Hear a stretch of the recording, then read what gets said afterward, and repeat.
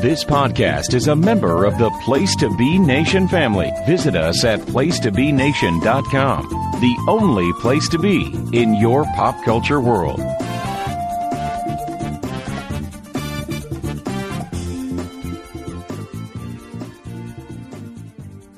Place to Nation Pop Experience. Welcome back to Making Mount Rushmore. This is episode number 14. Do you have your roll of quarters ready? Is your controller fully charged? We're talking about video games tonight. More importantly, more specifically, the video game characters Mount Rushmore, as well as the video game franchise Mount Rushmore. And by the way, I am your host, moderator / whatever, Andy Atherton, here tonight with a great panel as usual. Let's get him in here and let's get the show underway. First off, joining us is Steve Riddle. Hey, Steve, how you doing? I'm good, Andy. Glad to be back for another round of this. Yeah. It was always a pleasure to have you, and we're very familiar because we do co-host the show together with Miranda. So happy to be on the show with you once again. Also joining us is the Mud Pie, Logan Crosland. What's going on, Logan?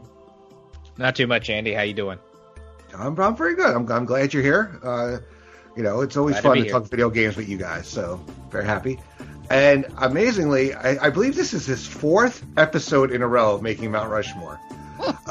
It's a streak now. He is the Cal Ripken Jr. of this show, the Podfather, Scott Criscuolo. Oh, man. Oh, that's crazy. I never do this kind of stuff this much in a row. But Andy, it's always a pleasure to do a show with you. And I haven't done a show with my Mud Pie in a while. It's good to have Logan on. Steve Riddle, my God, it was the last time I did a show with you. It's been quite a long time. Definitely need you back on the Place to Be podcast, sir. Yeah, I think it was episode 500. Well, there you go. See, we leave it at that, and you never have to do, you peak. You know what I mean? You hit the big 500. Maybe we'll get you for 750. That's what we'll do. It's good to have. Again, Logan, I love you. You know I always do. So this is actually a fun little bunch here, Andy, because the last episode when we had Dean Martin and Frank Sinatra and all the other drunk zangers during the sports show. It's nice to have some nice egoless. No, I love those guys, but it's nice to have the laid backness of Steve and Logan tonight. So I'm excited. This is one I was a little skeptical. I'm not gonna lie, because I love my video games, but I wasn't sure if I would be up to the task for this one. But I gave it my best, so I'm looking forward to it. Yeah, no, it's fine. It's nice to have. We're different ages. You and I are about a year apart, and these guys are a little bit younger than us. And Logan, he's a baby compared to us. Logan's a zygote compared to us. But it'll show some of the age because on how some of the characters that may be more special to us in the franchises. These guys may have said, "Oh, I got that on an emulator." We used to play that. We used to play that in the arcade. It used to cause us. I know. That was a 50-cent game. Are you kidding? Come on. I know. Exactly. All right. Yep. So we're talking about video game characters, and we're going to start off with Steve. Steve, give us your first entrance in your Mount Rushmore. Okay, well, my first character is, I think, I would be very surprised if this one's not on anybody's Mount Rushmore, because I think he's probably the most iconic video game character of all time, and I am, of course, referring to Mario, Jumpman Mario. Of course, Super Mario himself. What's more there to say about him? He's iconic. Nintendo would not be around without this guy.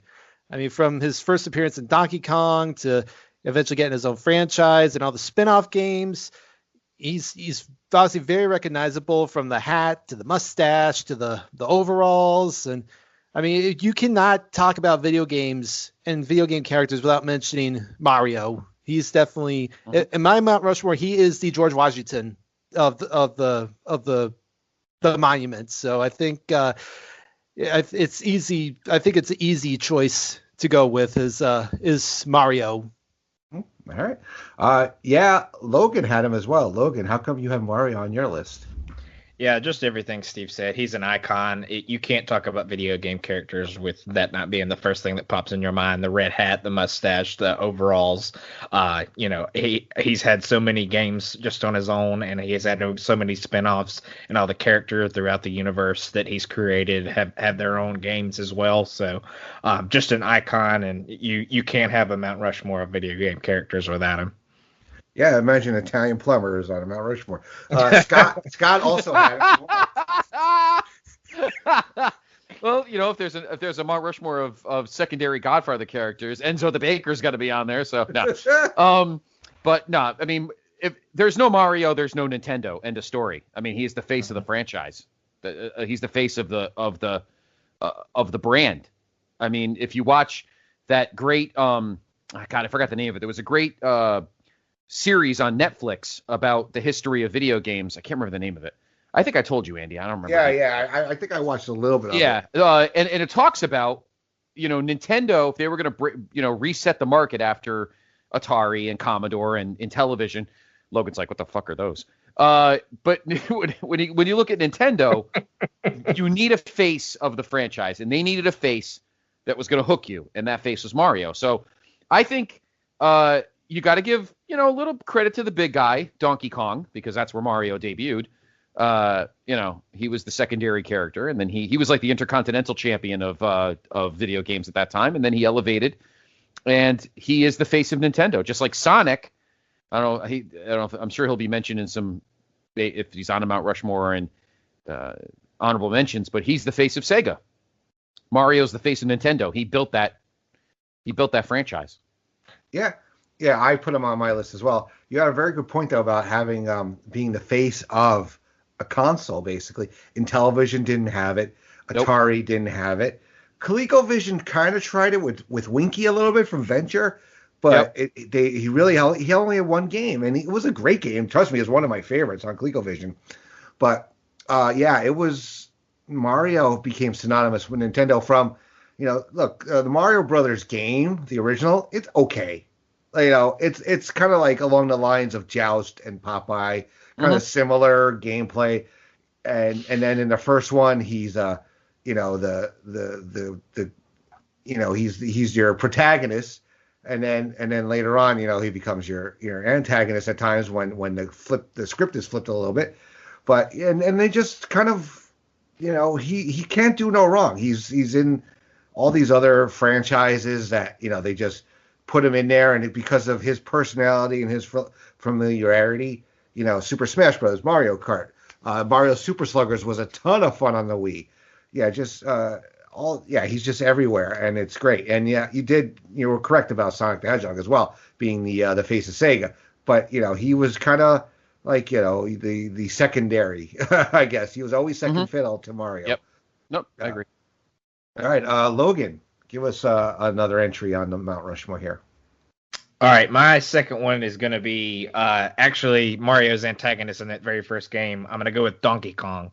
Donkey Kong was always one of my favorite characters to pick on all of the Mario sports games. He always had the most power and he had the most strength.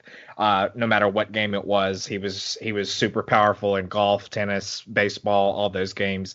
And even in games like Super Smash Brothers, he always had the more powerful attack, so you could get the characters off the board a little easier if you had him. But and even in his own games, I had a lot of fun playing them growing up as well. It was a little past my time, but Donkey Kong was always a big character for me, and I always loved playing as him in any of his games and any other games that he was featured in. Yeah. Steve, you had him also on your list. Yeah, I mean, it's like everything Logan said and what we mentioned earlier about how he was the first antagonist to Mario. Of course, then they eventually kind of retconned that a bit by having that Donkey Kong be Cranky Kong, and we have the current Donkey Kong with everyone knows him as the one that wears the tie, but he's definitely very iconic. From eventually, like I said, the first arcade game, and then he got his own series, the Donkey Kong Country and Donkey Kong 64, and like I said, he was in Smash Brothers and all the spinoffs, and yeah, I mean, definitely one of the most recognizable characters in history, in my opinion. Yeah, I had him on my list as well. What a face turn, went from being antagonist to the protagonist. We had Donkey Kong Country on the Wii, and that damn game was so hard. There were so many times that I was playing with my kids. My son was young at the time, so he wasn't very good at it, and I wasn't much better, but it got to the point where you would get Super Kong, I think, where he would basically do the level for you, and I'm like, I'm good with that. My ego's fine. Yeah, in all the video games though, Donkey Kong Jr. was one of my favorites actually growing up as a kid because the gameplay was I really love the gameplay on it, and Donkey Kong Jr. kind of got replaced by Diddy Kong, I guess, somewhere along the way, and because you had to rescue Donkey Kong in that game, and it was it's just something because my dad used to go to this one store.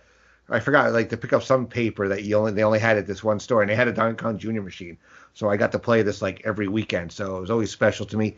And they had and the cartoon actually was on when I was a kid too. I don't know, Scott, did you watch the Donkey Kong cartoon at all on Saturday morning? I remember it. I watched a couple episodes. I do remember it. Yeah. Mm-hmm. Yep. Yeah, the specific way of saying Donkey Kong. That's what he. Yep. From the old Konami game. Yeah. Mm-hmm. Yeah. Yep. All right, Scott, give us one on your list. I'm probably the only one of us four that actually has a sports character, because he's technically not a character, it's a real person, but I could not make it to the sports games Mount Rushmore, so I'm cheating. Not really, because he is a character. Because he is the face of this sports game, and that is Tecmo Bo. Bo Jackson in the original Tecmo Bowl. I mean, there's T-shirts with him on it. Like you said, Logan, about Donkey Kong in the sports, it's pretty much how Bo Jackson was. If you play the original, Tecmo Bowl that came out in 1989 or 90, and you picked the LA Raiders, he was literally untackleable. I mean, you could run all the way. It doesn't matter where you were on the field. You could run all the way back to the 1 yard line, and he will run 99 yards for a touchdown and bounce every guy off. I mean, I played a 16-game season with him. I rushed for 4,850 yards and 51 touchdowns. I mean, he couldn't be stopped. He was the only guy that there's nobody offensively in that game that matched him, and the only guy on the defensive side that was as unstoppable. And this makes you smile, Andy, is LT. But Tecmo Bo transcended video game sports figures, and I know a lot of people always said that Michael Vick, and I think it was Madden 04, was like the untouchable guy. Yeah, solid, not Tecmo Bo.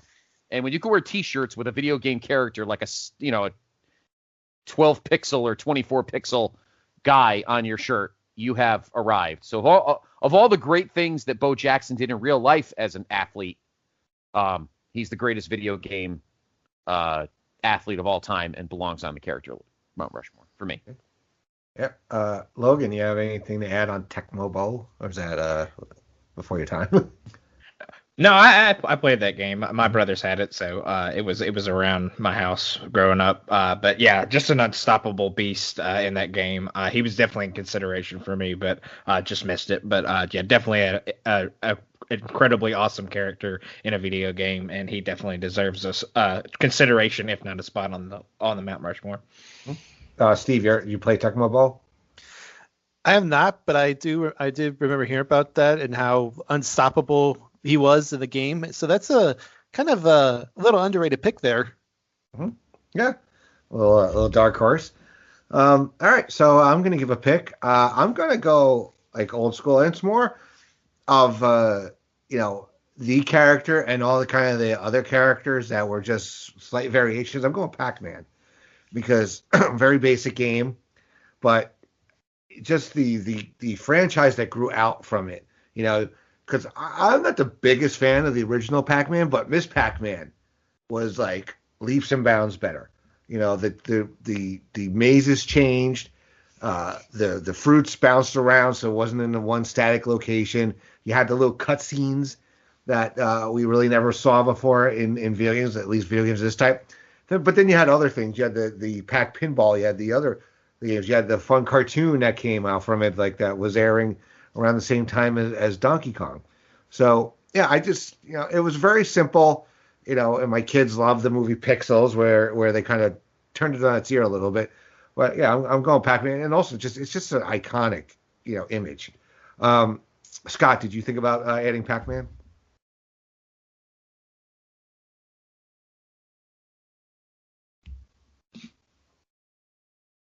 Scott?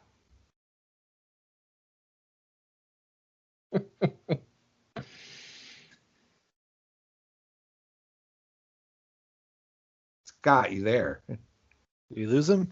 I don't know. Scotty. Oh, there I am. Oh, there you are. All right, that's back-to-back shows that I didn't have this plug in. All right. Yeah, it's about the same point, too, about 15 minutes. I know, exactly. Yeah, I know, right? What I was saying was, I'll make it brief then. I didn't have him on there, nor his wife or girlfriend, whatever Miss Pac-Man is. It's complicated. Yeah, I mean, he's the first legit great console back in the day. I mean, a song was made about him. Mm-hmm. I have the 45, Buckner and Garcia, Pac-Man Fever.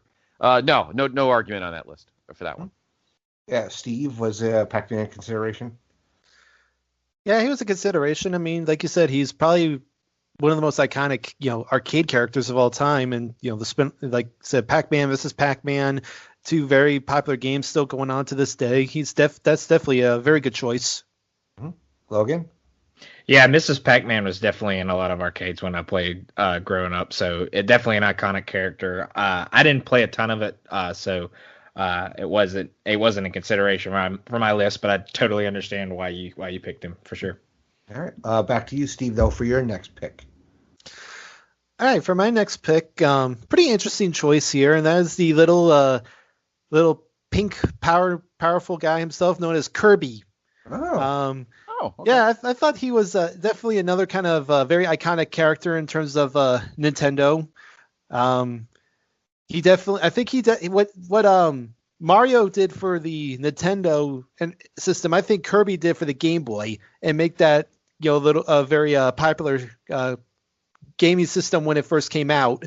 I think Kirby's Dream Land was one of the most iconic games for that. For the Game Boy, and of course Kirby would be featured in many other games, not only his own games but other spin-offs like in Super Smash Bros. And all that stuff. So I think that maybe a little bit of a outside the box pick, but I think that when it comes to icons, especially for Nintendo, that Kirby definitely ranks up there along with Mario and Donkey Kong as one of the most memorable characters that Nintendo has ever put out there. Yeah. Yeah. He didn't make anybody else's list, but Logan, did you consider Kirby? I didn't consider Kirby just because I never really played his games, but he was always a fun pick to pick in Super Smash Brothers because he could suck the powers out of everybody and obtain their powers, and he could kind of do a little bit of everything. So he was always a fun character on Super Smash Brothers, but I never played any of the Kirby specific games, so I couldn't consider him. Yeah, my kids play the Kirby games a little bit. I played them sometimes with Smash Brothers too, because depending on the level you're on, if it's one of those ones where if you fall off, he's one of the guys that can float back up onto the level. He's not up there. He's not. Meta Knight is my go-to in Super Smash Brothers, but Kirby was always a fun pick. Scott, any thoughts on Kirby? I'll be honest with you, I totally forgot he even existed. Not a game that I ever played, but certainly a name that's recognizable in mid 90s, mid to late 90s, I guess. But yeah, no, that's a fine pick. Again, not a game I played, but a good pick. All right, Logan. What's your next pick on your Mount Rushmore? On my next pick, I'm gonna go with Samus from the Metroid series. I never played the original game, but I played the Metroid Prime game that was on GameCube a little bit, and everything seems to tie back to Super Smash Brothers. But she was always a big character of mine on that one because she had the big. She could charge up the ball with her gun and shoot it out, and it would make a big impact. So. Just an iconic character, and she was always awesome in that game. And the one game of hers that I have played was a really fun game, and I put a lot of time into it. So, just a great character, and a very powerful character, and I had to put her on this. Do you prefer Samus or Zero Suit Samus? I'd probably go Zero Suit Samus, just because of the newest Super Smash Brothers game. It's a little more powerful, so I like that one a little bit more. All right. Either of you guys think of Samus, know of Samus? I've never played Metroid. I know the game. Never played it, though, actually. Yeah, I never played it either, but I agree that she's definitely a good pick as well. Very, those games are very memorable, and there was definitely a lot of buzz surrounding the games when it was revealed that she was actually when it was revealed she was a woman. So I know that got a lot of publicity. But yeah, good pick there, Logan. All right, very good. All right, Scott, give us another one on your list. All right. Well, my next two, obviously I'll do them separately, but I believe it or not, there are much newer games than you may think for me. I'm gonna do my favorite one last, so I'm gonna do this one next. I'm gonna go with Marcus Phoenix from Gears of War. The dialogue they wrote for him is fucking great. The weapons are great. His banter with the other characters is great. It's a great storytelling of all the games.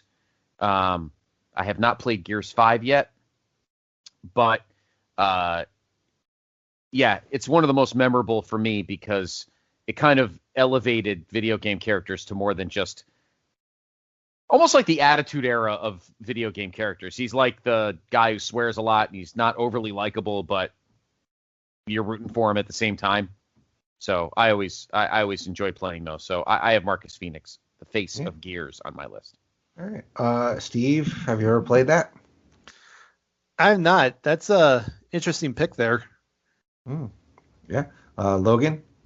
I've played it a few times with friends, but not enough to be super knowledgeable about it. So I wasn't in consideration why. Yeah. I've been the last few years. I haven't played like big, franchising stretching games that much. Mostly been playing sports games here and there, and games with my kids. So I'm gonna finish off my list. Now this is gonna date me quite a bit. I'm going Dirk the Daring from Dragon's Lair. One of the games I absolutely loved. That's awesome. And it was so hard to get through. You had to learn the pattern just because it was the Don Bluth animation. Mm-hmm. I've talked about this on my pods before, but Arcade 1-Up is coming out with a Dragon's Lair cabinet, and it will have Dragon's Lair 2, and Space Ace. So that will go on my wish list. Up there with NBA Jam and Big Buck Hunter and Outrun also. But yeah, Dirk the Daring, I had it for, I think I also had it for the Commodore. Wasn't nearly as much fun. And they had a cartoon, and yeah, it was just the personality and all the horrible ways you could kill him. Well, you get killed by making wrong moves. Yeah, it was so much fun. Scott, did you even think about Dirk the Daring? What? Oh God, Andy, you never cease to amaze me. I know. No, I didn't. But I know of the game, but no, I didn't. You got Steve or Logan? You guys ever played Dragon's Lair? No. Yeah, that's gonna be a no on me. I'm sorry. Yeah, that was before my time. Embarrassed, Andy.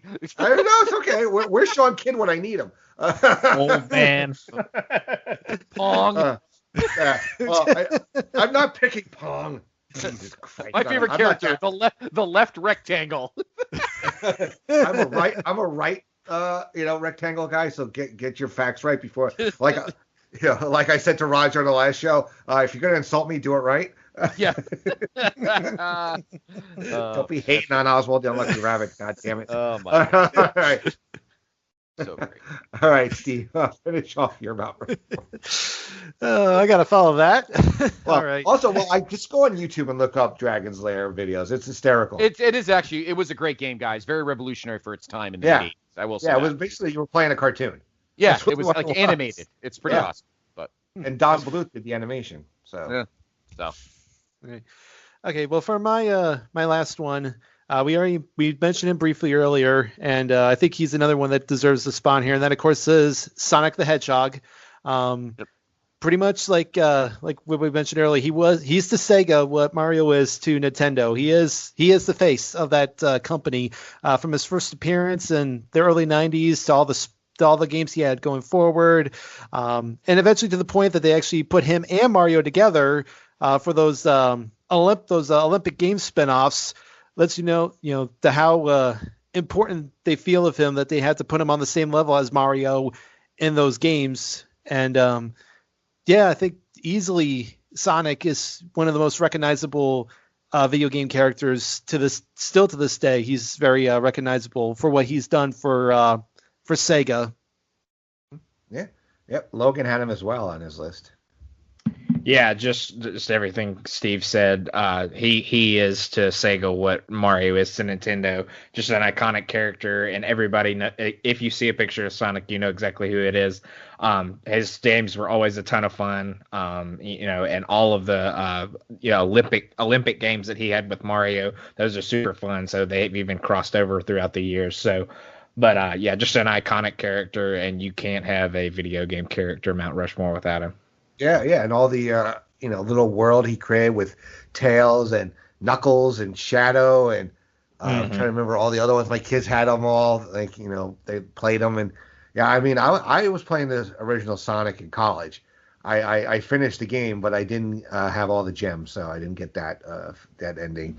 But I know it's a tremendous amount of fun now. Those games, it's a little it's different from Mario. It's a very different character, which is great, and it sets it apart. Scott, did you think about putting Sonic on your list? Oh, absolutely. He's in my. I didn't write it to you, but he is on my honorable mention. Again, he is the face of Sega, and I ended up owning one of each. I had a Nintendo in one room in my house, and I had a Genesis in the other. So I was Switzerland. I loved everybody. But I love Sonic. Sonic was awesome. I never wondered why they would make a movie, but it was still pretty good. So yeah, no, he definitely belongs out there. If Mario belongs there, Sonic belongs there. Yeah. All right. Well, Logan's since he had Sonic, his list is done. Scott, finish off your list. All right. Scott Shiflett would appreciate this one because this is his and my favorite game. But this character is the face of my favorite video game franchise of the last 15 years. So my last character is Commander Shepard from Mass Effect. I love the Mass Effect franchise. Mass Effect 2 is probably one of the 5 or 10 greatest games of all time. Mass Effect 3 just as good. Commander Shepard is he's you, and the characters surrounding him. Garrus, Tally, Grunt, Rex, just all the characters. It's a great franchise, fun to play. Again, great characters, great dialogue, great backstories. But he's the hero. He's a full-blown grade A hero. And it got me back into kind of video game playing when I was kind of in that window where I wasn't playing as much. So Commander Shepard from the Mass Effect franchise for me. All right. Logan, Steve, either of you play that game? I am not. Yeah, I'm kind of like you, Andy. I don't play a lot of video games nowadays. I kind of stick to the sports games, like you said. But I know a lot of people that really enjoy this game, and I know he's a pretty iconic character when it comes along with it. All right. So, Steve, you want to give us some of your honorable mentions? Sure. Well, I had a few. The first one I'll talk about is, of course, the lovable brother of Mario, of course, Luigi. It's probably not as iconic as Mario, but definitely he's definitely memorable. He's been along at his brother's side for the majority of their all the video games they've been in. He's had his own. He's had Luigi's Mansion. Yeah, he's had his own pretty memorable games. He's been obviously in all the spin-offs. I think he's definitely is on there. And another one, kind of the similar vein of Nintendo, is Yoshi the dinosaur. From his first appearance in Super Mario World, he's been the loyal sidekick of Mario, and again, he has had his own games, has appeared in a lot of the spin-off games, and I think he's definitely very recognizable just for his appearance and his cute little voice and his abilities. And then the final kind of Nintendo character that I had on here is perhaps if Donkey Kong was Mario's first villain. Mario's most memorable villain will obviously be Bowser. From his first appearance in the first game as King Koopa, and going forward, he's always been a thorn in Mario's side, with his underlings, his children, and all those, all his minions. And I think he's definitely established himself as probably the most memorable video game villain of all time, in my opinion. Mm-hmm. I would agree with that. And there's no face turn coming for Bowser. I don't think we ever see that. You have Bowser Jr., who's a pain in the ass. You have all the other Bowser-ettes. I don't remember all their names. I know they're in Mario Kart and the other games, but yeah, they're just he's just so fun, and just in some games he's this huge thing. Like when you play, I think it was like Mario Party or something. He was like this ginormous, imposing figure, and then in Mario Kart, I never pick Bowser. He's too slow, too cumbersome to play it. Anybody have anything to say about Luigi, Yoshi, or Bowser? I mean, I was all definitely solid. I always loved playing as Luigi, and Yoshi was always one of my go-tos on the sports games because he was kind of the balanced guy. He was pretty good at everything, but he wasn't like the best at anything. But he was just kind of your balanced guy that was pretty good at most things that he could do. So, definitely Yoshi's a big one for me. Scott? Yeah, I agree. Luigi, solid. All characters. Anybody from that franchise deserves recognition. Absolutely. Yeah. I mean, even the villainized version of them, Wario and Waluigi, or just Waluigi. So he's like one of those bad guys that always just falls on his ass, but is great about it. And then you have Waluigi, who my girlfriend's son is like the biggest Waluigi fan. I'm like, you don't find a lot of those around these days. I know. But that's like his all-time favorite character. Logan, do you have any honorable mentions? Scott kind of mentioned him earlier. Michael Vick in Madden 2004 was pretty unstoppable. He wasn't as unstoppable as Tecmo Bo, but definitely a character on a game that was just completely unstoppable. And yeah, like you mentioned, Wario and like the couple that Steve mentioned, Luigi, Yoshi, those would have definitely been right outside the list for me. Scott, anything that you'd like to mention? Yeah, I mean, the one honorable mention I had was Sonic, but everybody else had a great options. I mean, the Mario franchise in general. I mean, we're going to talk about franchises shortly, but I mean, anybody on that list you can't ignore. I mean, they were all our childhoods, Yeah, I'm going to mention a couple of my favorite characters from games. Sub-Zero. I always use him no matter what. I learned how to use. I stopped playing Mortal Kombat a while ago. I may play some of the newer games here and there, but I was always a Sub-Zero, even though Scorpion was a little bit more of a badass. But yeah, Sub-Zero was fun. And then Street Fighter 2, which I do have an arcade one up of. Blanca I think he's has the most rounded because one, he's got the flying move. Two, he has the electrical shock, and he has such the reach. I mean, Guile has, all the other ones. Yeah, he's got a couple of. Look, if you know how to use any character, you'll beat anybody. But I just think he was the most rounded and hard to defend, and he also had good defense, which is rare for some of these characters. Steve, I know you had a few more though you wanted to mention. Yeah, just real quick. I'll put these next two together because they're obviously connected to the same game. But that's Princess Zelda and Link from the Legend of Zelda franchise. Absolutely. I mean, good call. Very iconic characters. You play as Link, and you had to go save Hyrule and save Zelda from Ganon. And I think obviously that's another.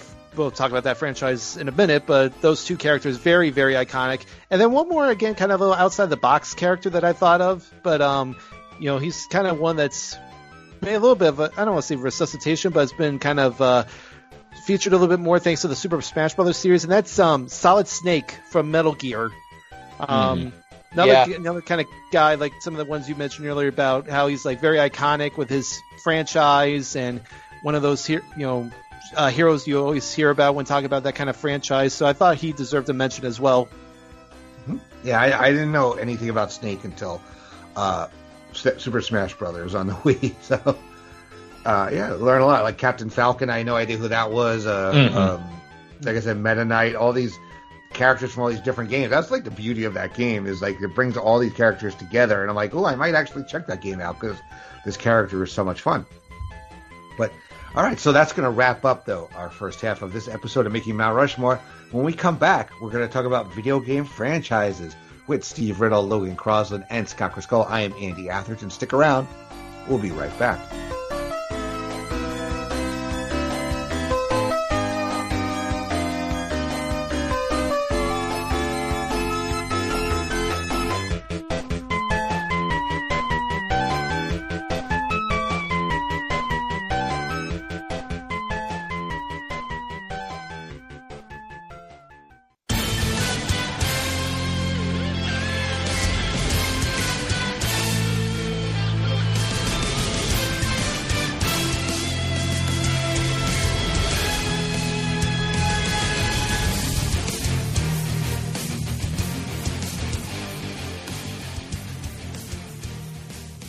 Place to Be Nation Pop Experience. Welcome back to Making Mount Rushmore. This is episode number 14. We're talking video games tonight. We talked about the greatest video game characters who are on our Mount Rushmores, but now we're going to go to the video game franchises. Those long-running series of games that every time a new one comes out, you got to get it. You want to, this is the next year's sports edition of this sports game, or this continuation of this franchise, or this offshoot. This redo, revitalization, it's just all kinds of fun stuff that, we just we're comfortable with, and we just look forward to the little changes or big changes that each edition has. So we're going to start off, though, with Scott Criscuolo. Scott, give us your first immerse Mount Rushmore of your video game franchises. This is a no-brainer. I would expect almost everyone to have this on their Mount Rushmore, and we're talking, of course, John Madden football. It is the football game of all time. Well, the pro football game of all time, because I will say this, and I know Logan agrees with me, I do miss old school NCAA, whether it was Bill Walsh or the NCAA game of the 2000s and 2010s before the whole union and, not union, the whole NCAA and students athlete thing, and we haven't had a game since 2014. But Madden is the franchise of all time in sports. Period. There's really not much more. I'll save the time because there's nothing much more to say. It is the sports franchise of all time. Yeah, I had on my list also. I remember playing it so early. Like, I'm trying to remember what the first one was. Was it 90? I want to say. Yeah, it might be earlier. 88, maybe 89. Could be. Yeah, it could be. I mean. I remember 92 specifically because that was the one where if somebody got injured, an ambulance came on the field and just knocked players over and then ran away. Oh, you know what? It was 88 because okay. I had Madden 03, and that was the 15th. I got the 15th anniversary special edition that was silver, and it had a DVD with it about the history of the franchise. So I think 88 was the first one. Yeah. Yeah, it got better every year. I mean, there were some years where not much happened because, as some people know, like when it's end of console, where basically it's the last release before a new system is coming out, they usually don't put too much into the game. They really just, fresh coat of paint, maybe some new plays. They update the rosters, not much more than that. So, but yeah, it's really every year it just gets better and better. It has gone so much from just calling plays and executing. Now you run franchises and you have to re-sign players, and you got your star player will come to you like, hey, I need the ball more like next week, and you do your practices. Yeah, it's incredible. The other guys didn't have it, but I'm sure Logan, it was under consideration for you. Yeah, absolutely. And I'll kind of go in the other direction that kind of Scott was talking about on this one for sure with one of my picks. But big fan of the Madden series. Usually when I was in high school, I got it every year, played it all the time. So being from a college town, pro sports aren't the lifeblood of the town that I live in. So that's probably why I went the other way on this one. All right. Steve, are you a Madden fan at all? I was, yeah. I had that as an honorable mention, but I used to play it a lot. It kind of fell out the last few years, but yeah, I think it definitely what all you guys have been saying. One of the most iconic football franchises in history and still going strong to this day. So good pick. All right, very good. All right, Logan, you're up. Give us one of yours. Yeah, I'll just go ahead and knock the one out that I kind of alluded to. The NCAA college football games always got them every year for sure. I agree. I'm from a college town, so the college aspect of any sport, really, basketball, baseball, all that kind of stuff, kind of sticks out more to me than the pro sides of most other sports. I like the pro side of sports, but the college just kind of speaks to me a little bit more, just because I was always able to go to the games and stuff like that. But these games were always fun. Mississippi State's my team, so I was always them. Always took them to a bunch of national championships and all that kind of stuff. So just a ton of fun. Like Scott said, they stopped making them. The 2014 one was the last one. There's supposed to be a revival coming soon, but we'll see how that works out. I think that's come up a couple of times, so let's see if it actually pans out this time. But an iconic series, and I love it, and I hope it comes back one day. Scott, you have anything to add? Oh, it's on my honorable mention. Logan knows it. Him and I are both college junkies, as you know, from the Campus Hot Takes, which will be returning in 2021. Yeah, I mean, we love. You like how I just recruited Logan back to doing the column? You like that? It's coming back in 2021, right? No, I'm a podcaster now. I'm just kidding. Yeah, I know. Yeah, we don't write things anymore, Andy. Okay, sorry. No, I'm just kidding. Writing's hard. I know. Yeah, I know it is. Writing's hard. But anyway, Talking easier. Logan, yeah, no. Logan hits the nail on the head. I love that fucking game. What he did with Mississippi State, I did of course with Notre Dame. Won a zillion national championships. I actually won semifinal games in the playoffs that I couldn't win, that they can't do in real life. So, but yeah, I mean that game's just awesome. I grew up in the Northeast, so I grew up in the Ivy League, Yale, Harvard, BC, Notre Dame. So I no problems at all with that at all. Definitely, if there was a fifth head, it would be that one. Yeah, I'm not a big college football guy at all, but I owned one year. I think I bought it just for something different, and I did play it. It was I don't remember what year it is. I'll have to find it. And Scott, if you ever make it over to my house, I'll break out my Sega and we'll play it. Absolutely. It came with all the play cards, like playbooks, like on like almost like index cards. Yes, I know what year you got it. Yeah. It didn't have Bill Walsh on it. No, I don't believe so. Probably like 2000. Well, I'll find it at some point off air. Yeah. But yeah, no, it was fun. I was I don't remember what year. So not a guy, but it was a fun game though. I remember playing it. All right, cool. Who up to you, Steve? Give us your first entry. Okay, well, mine's another a series that I think has to be on everybody's Mount Rushmore, just like the title character was on every other Mount Rushmore. And that, of course, is the Super Mario franchise, dating back to the first game in the 80s and all the way through, like 2, 3, the Lost Levels, World, 64, Sunshine, Galaxy, Odyssey, you name it. Even though every Mario game really is the same premise when you think about it, Mario trying to save Princess Peach from Bowser and his minions, every game feels different, whether it's like the setting or the actions you do. And obviously, for every new Nintendo console came out, there was a new Mario game with it to kind of make it feel special. So I think really there's not much more to say that, when you talk video game franchises, right at the top of the list is Super Mario. Mm-hmm. Yeah, Scott, you had that as well on your list. Well, yeah, I'm not going to repeat anything.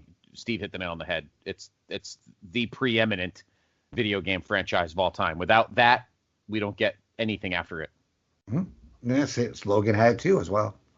Yeah, absolutely. Anytime you got a new Nintendo system, you had to get the new Mario game. And I mentioned it in the previous segment. All the sports games, the golf, tennis, Mario Kart, the baseball games, just anything that Mario touched was absolute gold, and I loved every bit of it all the time. And I played those for countless numbers of hours, so had to be on the Mount Rushmore for sure. Yeah, I had it too.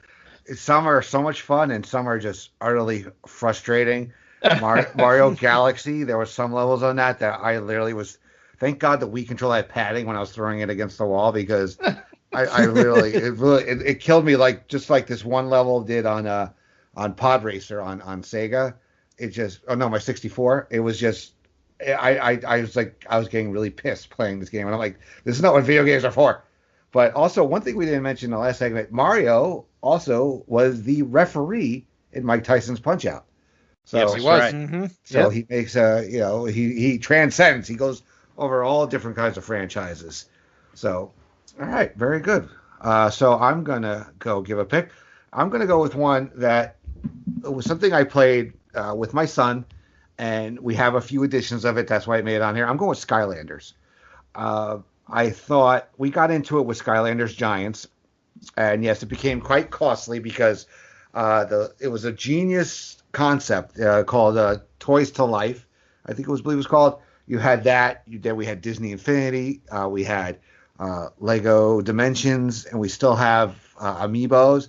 Where in order to have the character in the game, you have to have the figure and goes on the platform. So it was, it got a little pricey at times. Luckily, sometimes you'd find the used ones and get a good deal on them.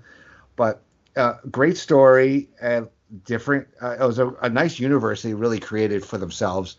And we have all the figures still. It's something like, whenever I go to like clean out, I'm like, nope, I can't do it. These were just, I just remember him being so small and me helping him so much. I'm sitting on my lap playing the game. So I'm going with Skylanders. Have any of you guys ever played any Skylander games? I'll be honest with you, I've never even heard of it. I've never even heard of it. I'll be honest. Yeah. No, it's fine. It's similar. It's like taking like all the Super Smash characters, but putting them in a movie kind of thing. Was you have grass types, fire types. It's like Pokemon-esque, where they all have different kind of abilities and power. So yeah, no, it's fun. Not for everybody. All right, Scott, you're up next. All right. This actually it's kind of funny because it's matching my characters. So I will go with again, and I know you guys didn't. You had said earlier that you never played them, but or maybe you did a little bit. But I'm going to go with the Gears of War franchise. I mean, 5 games in the last 12 years. Huge DLC. One of the first great games to play online. If you have Xbox Live, you do horde mode where you just kill like a zillion things over the span of hours and hours. They just come at you and you kill them all, and there's just corpses all over the place. That's the kind of game I like, just endless shooting and death. Aren't I uplifting? So anyway, but no, I there's two. Let's put it this way: my 2 favorite kinds of video games: sports and something where I kill lots of things. So it's a good, as Andy could attest to, it's a good stress reliever for my job. So, so any game where you can just kill things is great. But yeah, no, Gears of War, Marcus and all of the characters, amazing stories, very graphic, but kept you engaged. Different villains or different bosses every game, and from 2 to 3 to Judgment. It's just so good for me. I gotta put Gears on the list. Yes, I can attest to that. That's why I got him a Galaga game so he could shoot things. Yes. Yep. Use it every day. All right. All right. So we're up to Logan. Logan, give us another one of your picks. This one's a super iconic one that I think a lot of the younger generation like me would have on their lists, and it's Pokemon. Just if you had a Game Boy, you had one of the Pokemon games. They always had 2 different colors. You could kind of pick which one you wanted to get. So, but yeah, I always had a Game Boy. I think SP was one of them. What one of them is called. But yeah, I just had all those games throughout the years. Always got the new ones. I haven't played them as much in recent years, but yeah, anytime we had a road trip, I played that almost all the way to wherever we were going. So just an iconic series, and had TV shows along with it that we always watched as kids. But yeah, just an iconic series, and I had to put it on my list for sure. And you got to catch them all. Yeah, you got to catch them all. Yeah, my kids are into it. I had no idea what they were. I was working at the Warner Brothers store as I did a holiday help when I was freelancing back in like 1999, and that's when I think blue and red and gold were the only ones out. And my son yells at me all the time. He's like, "Dad, you could have had them. They'd be worth so much money now and stuff." But yeah, no, I play Pokemon Go with my kids. My daughter, up at college, there's not much to do because of COVID. So she goes on walks on the campus and does it. And my son, I really just do it so I can give my son crap so that I have a better Pokédex than he does. But I have no idea who these characters are. I tell him Dylan, I caught this. And he goes, really? I'm like, yeah, I don't know what that is. I know I caught it, but that's about it. So yeah, it's really rare, Dad. Like, I got a Buffalont. I'm like, okay, well, it's only available up here. I'm like, oh, okay. So, hey, me. Steve, are you Pokemon guy? I completely blanked on that one. That's a great pick there, Logan. I mean, that is definitely a very iconic franchise. Even going back to when they were first doing the trading cards for those, and then eventually to the games, and like I said, the TV shows, which I do remember the original TV show from the early 90s. I used to watch that occasionally. The movies, and like Andy, you said Pokemon Go. And I'm like you, Andy. I do play Pokemon Go, and it's like besides the first 150 Pokemon from like the original series, I know like none of those new ones. I'm looking at and I see someone that's like, where the hell did that come from? But I definitely agree. Pokemon is definitely one of the most memorable franchises in history, just based on all the media kind of that you can find it in. Yeah, no, it's fun. What's good about Pokemon Go is it actually encourages to go out and walk and exercise, because you can't if you ever try to play it when you're like a passenger in a car, you can't spin Pokestops if you're going too fast. So they try to get people. I mean, our good friend Glenn Butler, has used it as exercise tool, and he is so good at it. It's so funny. Him, Jordan, and Steve Willie. I know they have their own little. I'm trying not to break kayfabe. They have their own little Pokemon Go chat. I think that they all do. So yeah, no, it's fun. I actually play Jurassic World Live, which is like Pokemon Go with dinosaurs. That's one of my addictions. Hey, we're still and I was doing it before COVID. So I'm okay with that. All right. So we're back to Scott. No, Steve. It's No, Steve. it's me. Steve. Sorry, He said it's late. This is like my fourth. This is my fourth show in it's like a lot of time. So 10 minutes. No, that's okay. So my next one is another. It's probably the second most iconic franchise for Nintendo besides Super Mario. That's of course the Legend of Zelda. Yeah. Another just iconic franchise from when it started to Link's Awakening, Link to the Past, Majora's Mask, the newer games that have come out. There's so many weird names for them. It's kind of hard to keep track of all of them, but very, very iconic series. And I would argue to this day that Ocarina of Time is still arguably one of the greatest games ever made for not just Nintendo, but games in general. But I definitely would say that when you talk about Nintendo, the two franchises everyone thinks about is Mario and Zelda. yeah, Scott, I know you played Zelda. Oh, absolutely. No argument on me, Steve. Absolutely not. Yeah, Logan, are you a Zelda fan? Yeah, I've played some of the games throughout the years. Not one I've sunk a ton of time into, but I've definitely played the games throughout the years for sure, and they're a ton of fun. Yeah, I've never really played, so it's kind of like something that's escaped me the whole time. But my kids play it, so it's like one of those things that if I ever try to play it, then I gotta. It's like me trying to play Fortnite. It probably wouldn't be a good combination because I just have to my kid talking shit to me the whole time. Yeah, Dad, you suck. Fortnite wouldn't be so bad if you didn't jump the hopping around and the building those things. I just want to shoot people. Exactly. Yeah. So it's a little ridiculous. All right, so we're back to Scott now. Well, I glowed about this on the first half of the show, so I'm just going to say them again. I have Mass Effect, 3 games. Well, they technically are almost like movies. 3 games. I mean, they did do Andromeda, which is, and they are doing I guess they're technically calling it Mass Effect 4, which is coming out next year. It's just a great sci-fi space franchise. Great characters, great role playing. Great missions, lots of shooting, but lots of snarky talking, and you even get to bang some characters. It's an amazing all over the place Nothing cools you like a little space sex. No, particularly with other aliens. See, they're wide open. No,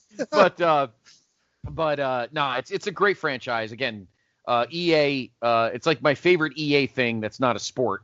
BioWare did an amazing job, and I think they're bringing back the same guys that did that trilogy to do the fourth one. So I know it's not a game a lot of people play, but it was a kind of a game that got me back to like waiting at GameStop, at 11:30 to get the new game, and I don't do that for many games anymore. So, all right. Back to Logan. Logan, give us another entry on your list. Well, this is my last one. We talked about it, or I talked about it a ton in the first half, but the Super Smash Brothers franchise, it like a couple of y'all said earlier, it bring together a lot of different characters from a lot of different games, and it taught you about some characters that you never would have known about, like Captain Falcon, like Ness, like all those kind of guys. Just a super fun game. I couldn't tell you the amount of hours me and my two best friends sunk into that game.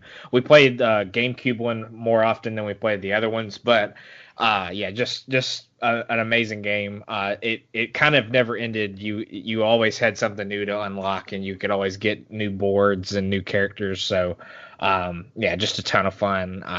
We played that so many hours growing up in high school. So like I said, we played Melee that was for the GameCube more often than not, but I've had all of them throughout the years. So just an iconic franchise, and this was I had to have this one on my Mount Rushmore because this is just a franchise that I like I said, sunk a lot of time into. So great games. Mm-hmm. Steve, you play Smash Brothers? I only played the first one. I never got around to playing some of the newer ones, but that's definitely a very good pick. Definitely very memorable franchise, especially in the more later years. Scott, have you played it? I think I played the first one, like Steve, and but yeah, no, I like that pick. Yeah, we have it. My son has it for the Switch, and we had on the Wii. We had Super Smash Bros. Wii, and I went through, and he was young. He was like 4 or 5, however old he was, and I went through and I unlocked all the characters for him, and he went and deleted the file.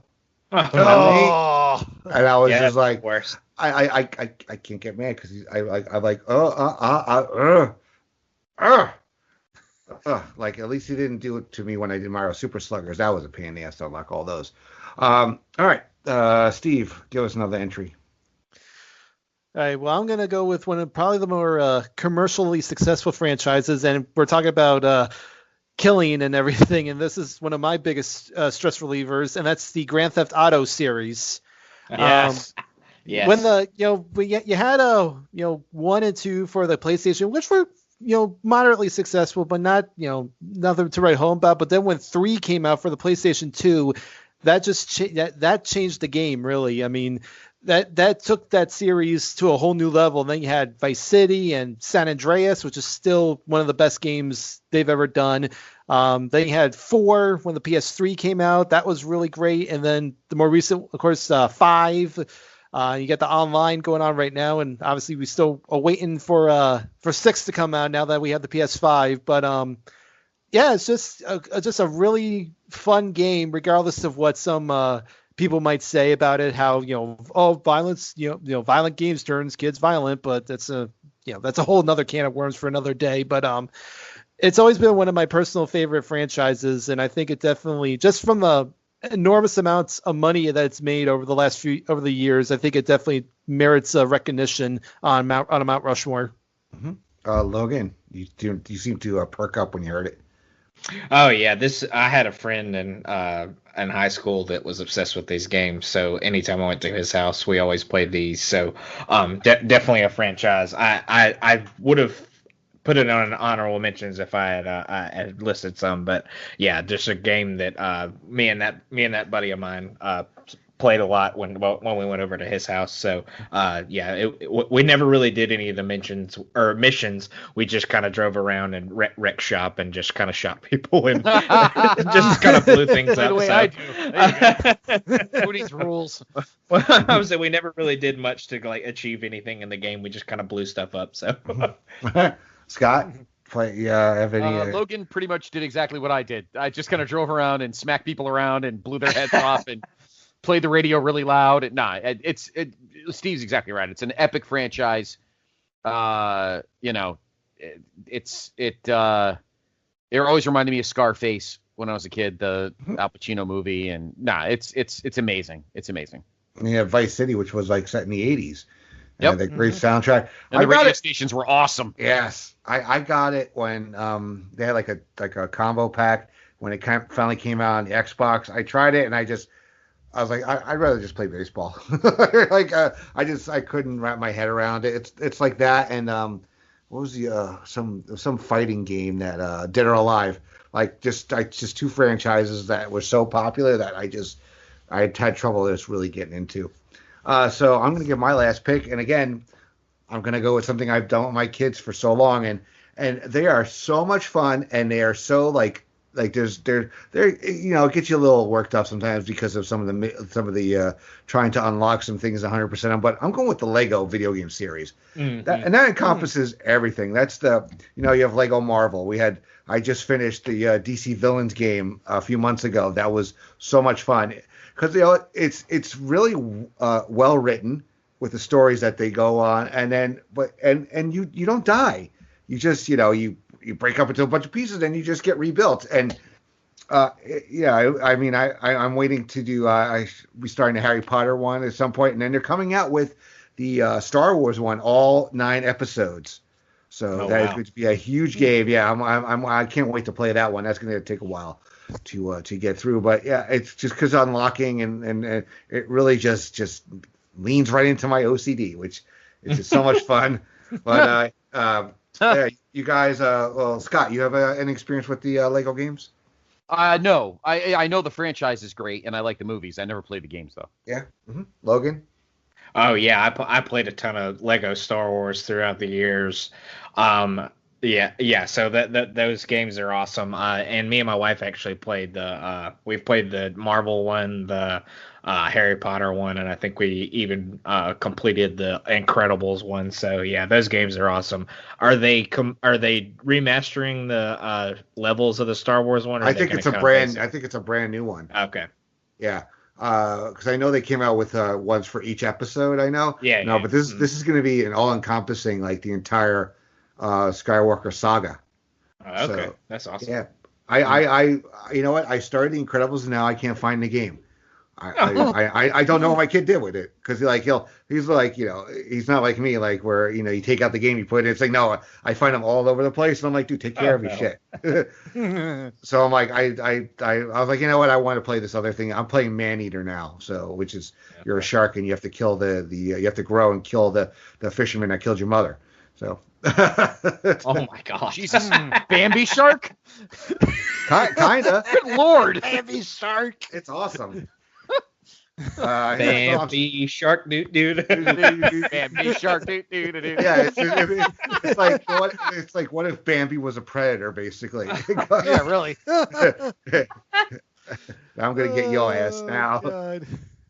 Hey, our good friend Ray Carcillo recommended it to me, so the guy knows his stuff when it comes to video games. So I started it. I'm just getting into it. I'm learning the controls, but it's fun. But yeah, highly recommend Lego series if you don't play them. All right, so Steve, you're the last one with anything on your list proper, so why don't you give it to us? Okay, well, for my fourth one, I went a little outside the box on this one. I wanted to pick something that was like a little more modern, and I'm interested to see if either of you guys have ever heard of this game, and that is Five Nights at Freddy's. It's mainly a computer game. It's one of those games that definitely has benefited from YouTube because when the game first came out, you had like many different YouTubers, doing their Let's Plays of it. And obviously one of the hooks of those is seeing them get jump scared because it is a horror game. So between that and other YouTube channels trying to uncover the hidden lore behind the game, it definitely kind of caught fire, and it has spawned numerous games. It spawned numerous books, which are still coming out. There's a potential movie in the works for it. And I think it definitely, in these last few years, has redefined the horror genre. And for the guy who created it, considering that was originally supposed to be his final game ever because his previous ones had not done well, for him to basically turn around and become like one of the hottest video game developers of the last 10 years is really, I think, a testament to him and to the popularity of the franchise. So I thought that that Five Nights at Freddy's, or FNAF as it's affectionately called, merited a spot on my list, even on my Mount Rushmore, even though I don't think most people probably think about it. But I think just based on how well it's done these last few years, it definitely merits recognition. Yeah, my kids have played it. It's like, what if Chuck E. Cheese was a horror movie? Mm-hmm. And the animatronics tried to kill you, right? Is that the gist of it? Yeah, pretty much. Sounds like something Scott would watch on Shudder. Yeah, that sounds like a freak out drive-in. Yeah, Scott and Jennings special. I still have to watch the Banana Splits horror movie, which I actually bought on DVD. I think what makes me laugh is the guy that created the game's name is Scott Cawthon. Right? So because there should only be one Cawthon on this planet. We all know who that is. But this guy, I don't know. Grandma'd have to move over, unless it's his long lost brother. One of the other. No, it's pretty big. They're supposed to. They've been talking about doing his evil twin, film. his doppelganger. Yeah. Doesn't say where he's from, so who knows? Oh well. All right, let's go through honorable mentions. Scott, do you have any honorable mentions we haven't talked about? Well, I mean, we didn't. We mentioned. It's funny. We mentioned Mario as a franchise, and we mentioned Sonic as a character, but Sonic should be mentioned as a franchise. How many games were there? Like six, probably a bunch. Yeah. Yeah, 6 or 7. So Sonic definitely deserves to be a franchise. Let me think. Not Gears of War. That's mine. What's the other one? What's the other war game? Call of Duty. Call of Duty. Call of Duty. I think Call of Duty needs to be mentioned. Mm-hmm. Big time. Any other sports games? The NHL games of the 90s. Yeah, I have NHL on mine. Yeah, the NHLs of the 90s when you could beat the shit out of somebody and then their brains kind of ooze out of their head after you beat them up. Then, of course, they had to take fighting out of the game, which totally ruined everything. And, just watch Swingers. That stretch, though, that 92, 93, 94 stretch, oof. Yeah. That was awesome. Great games. And of all guys, Andy, you'd appreciate this. You know who the unstoppable guy was in that game? Mike Gartner. Yes. Could not stop him. You know what's funny? That Ranger team is tough. What's funny is that when I was in college, my sophomore year, we used to play NHL tournaments all the time, NHL 92.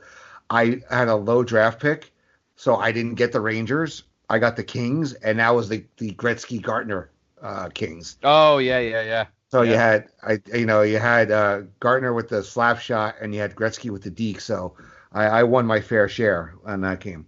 Yeah, I agree. Logan, any other franchises we haven't mentioned?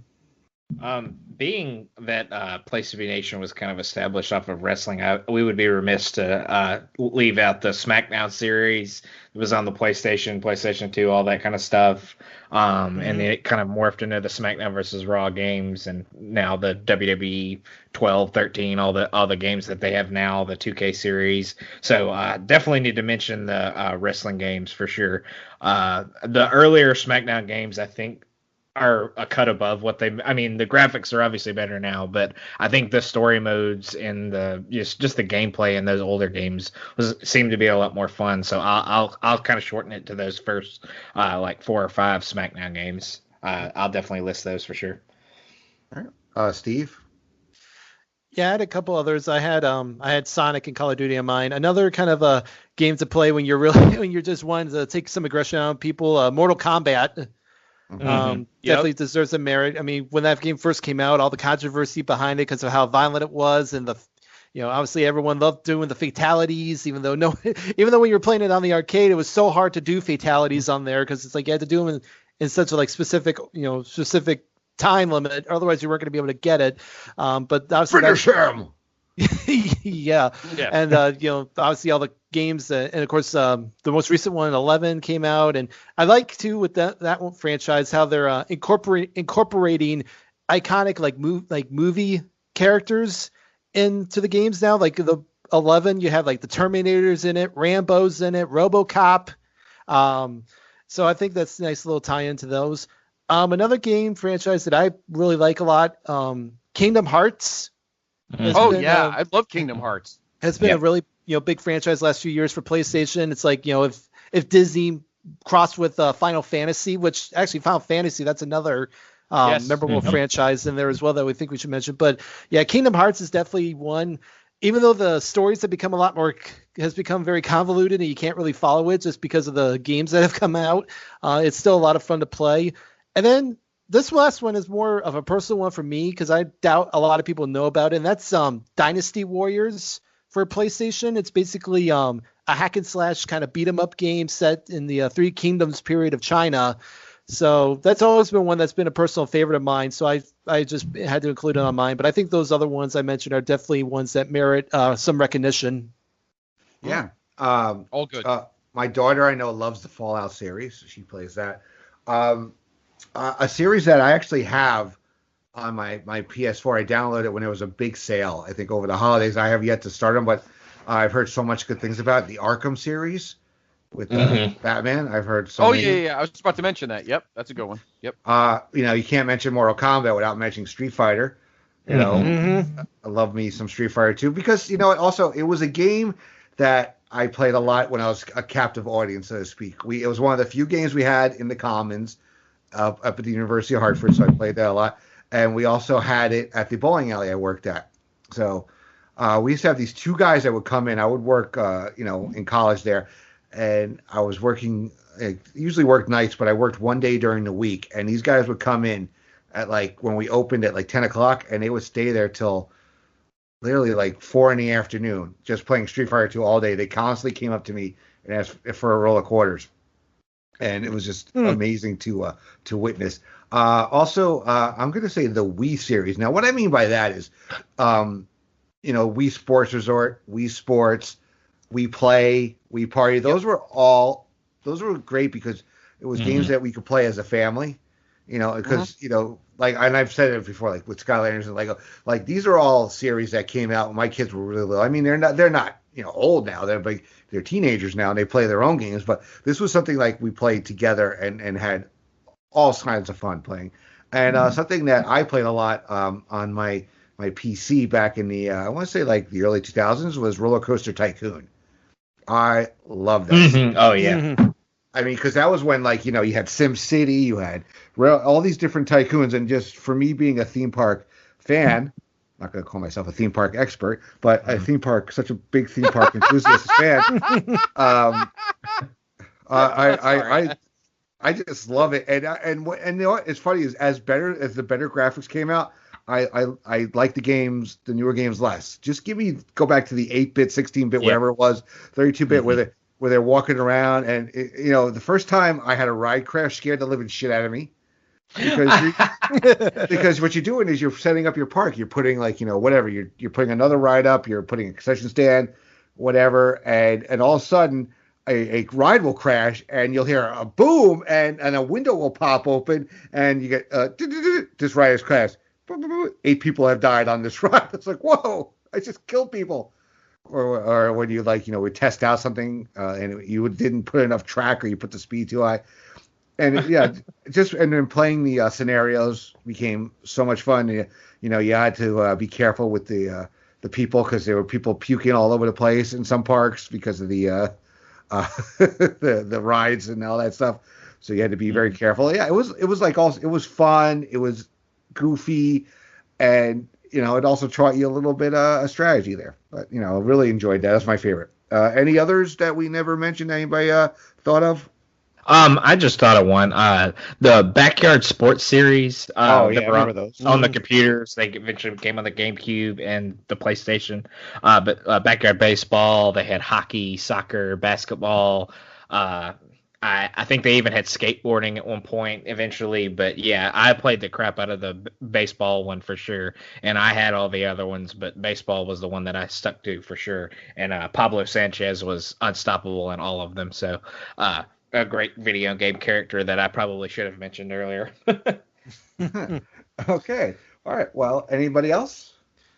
I did have one other one. I was thinking about it. One of my favorite arcade series, the House of the Dead franchise. Those were, I always enjoyed playing those. That's one of my personal favorites. Yeah. I mean, yeah, and there's some other ones it was Cruising USA was another fun one. where they went into Cruising the World and then Cruising Exotica. A really fun driving game.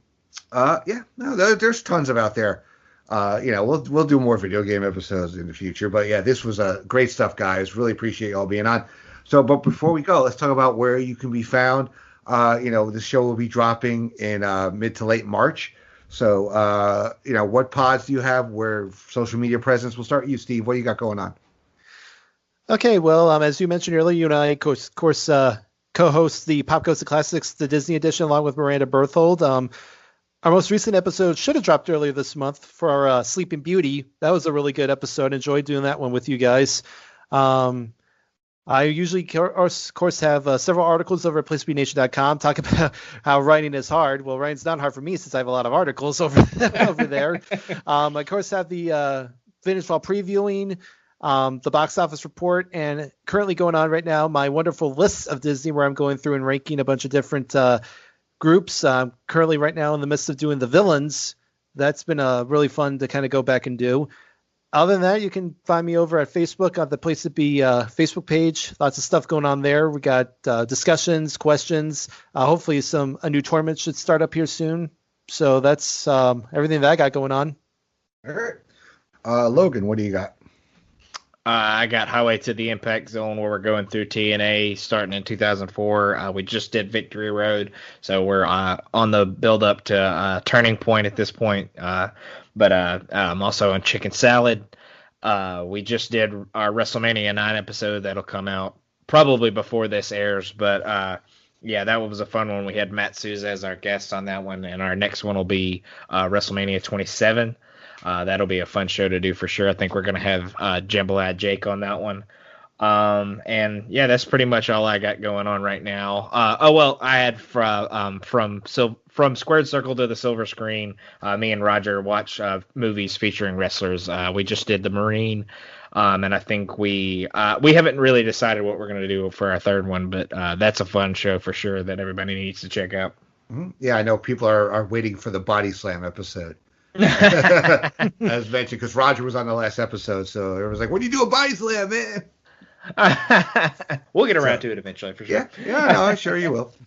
Scott? Check out everything. And that's it. PTB Wrestling Network, the fans feed. Check out all the great shows on there. And you can follow me on Twitter at PTB Podfather. And follow the brand at Place to Be Nation. That goes for myself and this fine pop experience. That's right. And like for me, you just hear me all the time on tons of shows. I am a short attention span, so I like to think up a new show every week. It seems like, but those are our Laugh in Theater. Pop Goes to the Couch, that drops every week. That is our reviews of the current great streaming series.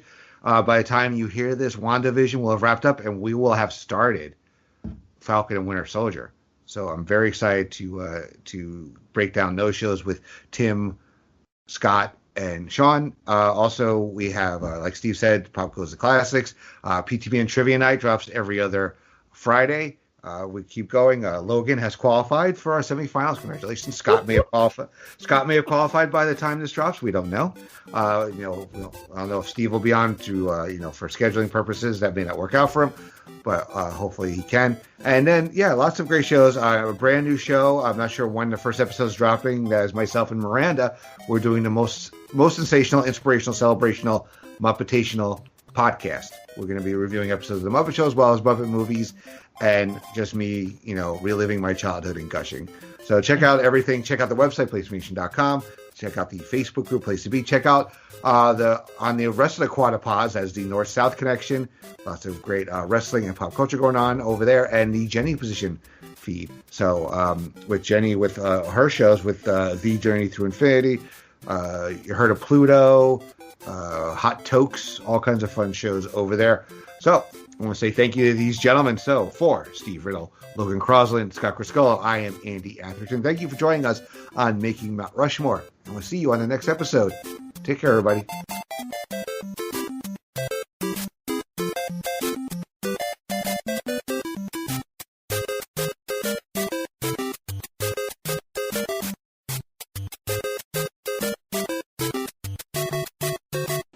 Okay.